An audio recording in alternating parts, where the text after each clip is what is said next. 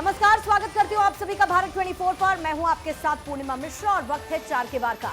America में हिंदुस्तान की ताकत और स्वाभिमान का मेगा शो दिखाने के बाद प्रधानमंत्री मोदी मिस्र की 2 दिनों की यात्रा के लिए रवाना हो चुके हैं। मिस्र में भी भारत और मिस्र के संबंधों पर चर्चा होगी और कई समझौतों पर हस्ताक्षर भी होंगे। इस खबर पर आपको और डिटेल्स दूंगी। अगली खबर आपको बताएगी मेरी सहयोगी पूजा। देखिए, बिल्कुल मध्य प्रदेश की बात करेंगे, जहां इस साल विधानसभा चुनाव होने हैं। चुनावी साल में मदरसों का मुद्दा गर्मा गया है। सरकार का कहना यह है कि जिन मदरसों का रजिस्ट्रेशन नहीं होगा उन पर कार्रवाई करेंगे, तो कांग्रेस ये कह रही है कि सरकार तो हमेशा असली मुद्दों से ध्यान भटकाने की ही कोशिश करती है। अगली खबर के लिए रुख करते हैं मेरे सहयोगी महिमा सिंह कंवर का। मैं खबर बताऊंगी मैनपुरी से जुड़ी हुई, जहां पर एक ही घर के अंदर 5 लोगों की हत्या का सनसनीखेज मामला सामने आया है। एक शख्स ने अपने 2 सगे भाई और अपने बहनों, भाई के दोस्त और अपने ही भाई की पत्नी की बांके से काटकर हत्या कर दी है। और इसी बीच इतना ही नहीं, हत्या के बाद खुद भी सुसाइड कर लिया। इस पूरी खबर को लेकर मैं आपको दूंगी विस्तार से जानकारी। चौथी बड़ी खबर आपको बताएंगी अमृता। बिल्कुल, देखिए आखिर में बात यूपी के सुल्तानपुर की होगी, जहां पूर्वांचल एक्सप्रेसवे पर फाइटर प्लेन्स का आज शौर्य देखने को मिला। सुखोई और मिराज की गर्जना ने हर किसी को रोमांचित कर दिया। सुखोई और मिराज ने 3 किलोमीटर से ज्यादा दूरी वाले एयर स्ट्रिप पर टच एंड गो की एक्सरसाइज की है। ये बेहद खास तस्वीरें भी आपको दिखाएंगे, लेकिन फिलहाल पहली खबर के लिए रुक करेंगे मेरी सहयोगी पूर्णिमा। और पहली खबर प्रधानमंत्री मोदी के अगले दौरे को लेकर ही है, यानी कि अमेरिका में प्रधानमंत्री मोदी का मेगा शो हम सब ने देखा। अब मिस्र की यात्रा पर प्रधानमंत्री मोदी हैं, जहां पर वो अल हकीम मस्जिद भी जाएंगे। इसके साथ ही मिस्र और भारत के बीच कई समझौतों पर हस्ताक्षर भी होंगे। ये रिपोर्ट आपकी।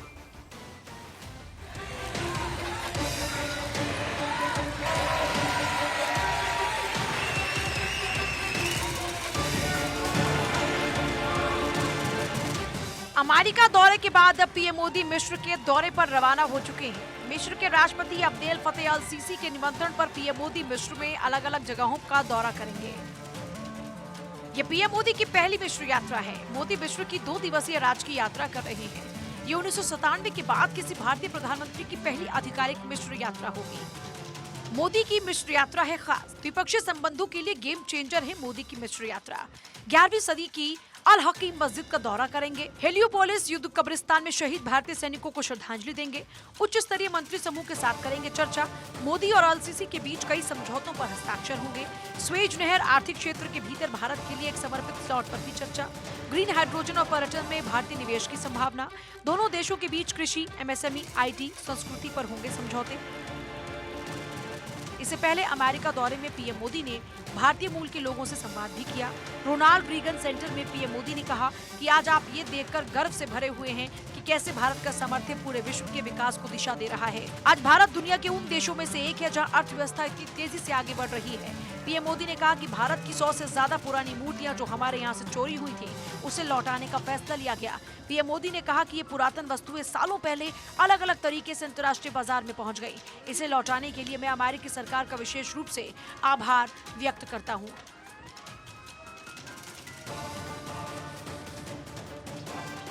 मुझे इस बात की खुशी है कि अमेरिकी सरकार ने भारत की 100 से ज्यादा एंटिक्विटीज, पुरानी मूर्तियां, चीजें जो हमारे यहां से चोरी हुई थी ना,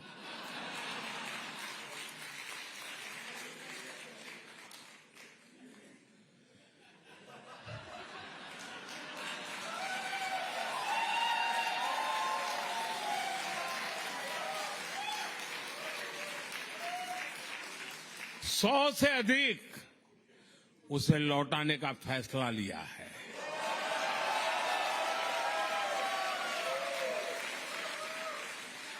ये पुरातन वस्तुएं बरसों पहले कुछ सही रास्ते से आई होगी, कुछ गलत रास्ते से आई होगी, अलग अलग तरीकों से अंतर्राष्ट्रीय बाजार में पहुंच गई थी। इन ऐतिहासिक वस्तुओं को लौटाने के लिए मैं अमेरिकी सरकार का विशेष रूप से आभार व्यक्त करता हूं।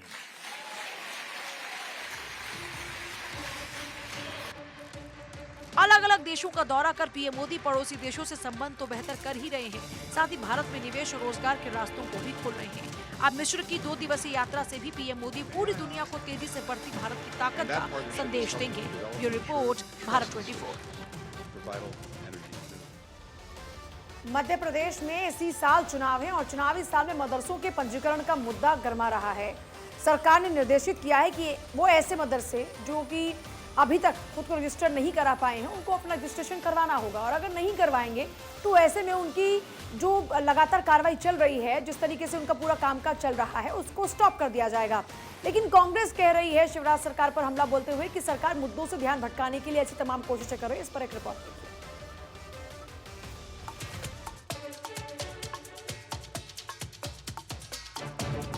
मध्य प्रदेश में जिन मदरसों का पंजीकरण नहीं है, ऐसे मदरसों पर अब शिवराज सरकार कार्रवाई करेगी। प्रदेश के हर जिले में जिला शिक्षा अधिकारी को निर्देश दिया गया है कि ऐसे मदरसों की सूची तैयार करें और मदरसों को इस बात का निर्देश भी जारी कर दें कि मदरसों का रजिस्ट्रेशन करवा लें। अगर ऐसे नहीं होता तो प्रशासन कार्रवाई करेगा। शिक्षा मंत्री इंदर सिंह परमार के इस बयान के बाद कांग्रेस हो गई है हमलावर। कांग्रेस का कहना है कि मुद्दों से ध्यान भटकाने के लिए बीजेपी ये सब कुछ कर रही है, क्योंकि वो जानती है विकास रोजगार के मुद्दों पर वो जनता का सामना नहीं कर सकती। भ्रष्टाचार के आकंठ में डूबी पूरी सरकार जब विकास के मुद्दों पर बात नहीं कर सकती है, तब उसके पास सिर्फ मंदिर, मस्जिद, मदरसे, शमशान, कब्रिस्तान यही बचे हैं, धर्मांतरण, लव जिहाद यही बचे हैं। मगर भारतीय जनता पार्टी को मध्य प्रदेश की जनता राजनीतिक कब्रिस्तान के हवाले कर देगी। बीजेपी का कहना है कि अगर मदरसों का रजिस्ट्रेशन होगा तो उन्हें भी सरकार की अलग अलग योजनाओं का लाभ मिल पाएगा। ध्यान भटकाने की राजनीति को कांग्रेस करती है, बीजेपी सबको साथ लेकर चलती है। कांग्रेस खुद इस तरह के मुद्दों को हवा दे रही। किसने किया ट्वीट? जिहादी की परिभाषा किसने बताई? दिग्विजय सिंह। बाबाओं को फ्रॉड कौन बोल रहा है ट्वीट करके? दिग्विजय सिंह। मुस्लिमों की जनसंख्या घट रही, ये कौन ट्वीट कर रहा है? दिग्विजय सिंह। कमलनाथ जाके रोजा इफ्तार में दंगों का भय दिखा रहा है, ये कौन कर रहा है? कमलनाथ जी। तो मुद्दों से कौन भटका रहा है? रोज प्रतिदिन इस तरह के बयान, इस तरह के कारनामे कृत्य कौन कर रहा है? कांग्रेस। धर्मांतरण कानून कर्नाटक में रद्द करती, मध्य प्रदेश में उसी की बात करती है। गोविंद सिंह लव जिहाद को चुनौती देते हैं, तो कांग्रेस ही मुद्दों से भटका रही ना। प्रदेश में चुनाव नजदीक आ रही है, ऐसे में हिंदुत्व की राजनीति चरम पर है। कभी लव जिहाद का मुद्दा तो कभी मदरसों पर बात होने लगती है। कांग्रेस कभी नर्मदा पूजन कर रही है तो कभी बजरंग बली को पूजने लगती है। दोनों दलों की कवायद चुनावी महासमर के लिए ही है। मध्य प्रदेश में मदरसों पर नकेल कसने की तैयारी सरकार ने कर ली है। प्रदेश के 930 मदरसे ऐसे हैं जो स्कूल शिक्षा विभाग में रजिस्टर्ड नहीं है। शिक्षा मंत्री हो या गृह मंत्री हो, दोनों ये कह रहे हैं कि मदरसों का सर्वे होगा और अगर इसमें कोई गतिविधि गलत पाई जाती तो उस पर कार्रवाई होगी। अब इसको लेकर राजनीति भी चरम पर है। कांग्रेस का ये कहना है कि विकास के मुद्दे पर बीजेपी चुनाव नहीं लड़ सकती, इसलिए हिंदू मुसलमान मदरसे और कब्रिस्तान की राजनीति कर रही है।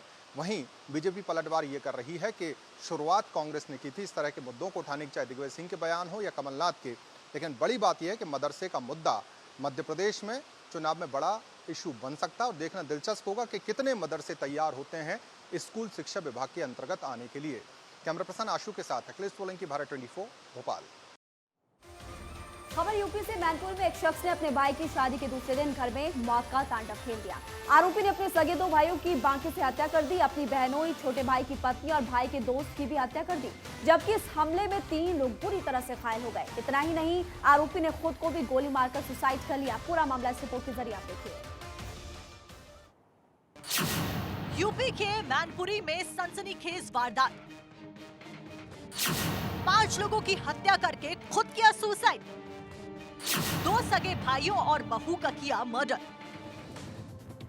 मैनपुरी के किसनी थाना इलाके के गोकुलपुर अरसारा गांव में शनिवार की सुबह सनसनी बनकर आई। शुक्रवार को घर में खुशियां थी क्योंकि इसी घर में नई बहू आई थी और शनिवार को यहां सिर्फ मातम है। दरअसल सुभाष चंद्र यादव के 3 बेटे थे, शिववीर, सोनू और भुल्लन। शुक्रवार को बीच वाले बेटे सोनू की बारात इटावा से बहू के साथ आई थी। शुक्रवार की रात सबसे बड़े बेटे शिववीर ने भी सभी को कोल्ड ड्रिंक में नशीला पदार्थ मिलाकर पिला दिया।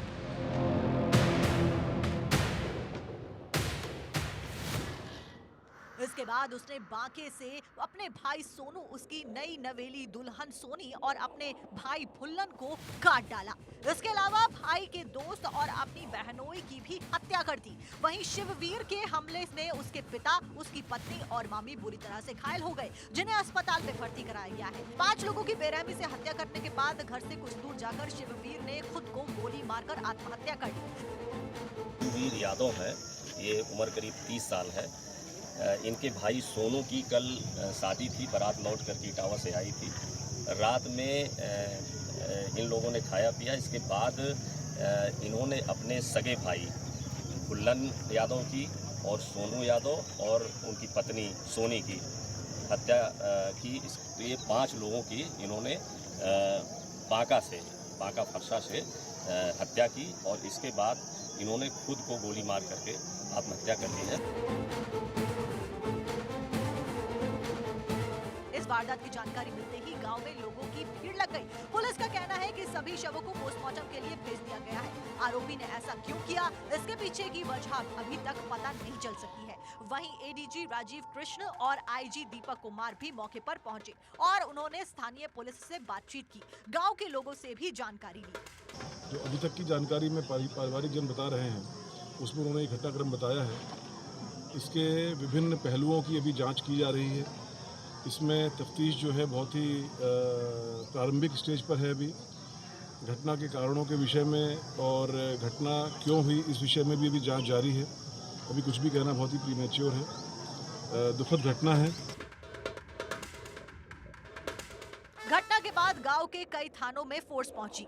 हालांकि अभी तक घटना के पीछे की वजह साफ नहीं है। पुलिस का कहना है कि पोस्टमार्टम रिपोर्ट सामने आने के बाद ही जांच आगे बढ़ सकेगी। Bureau report, Bharat 24।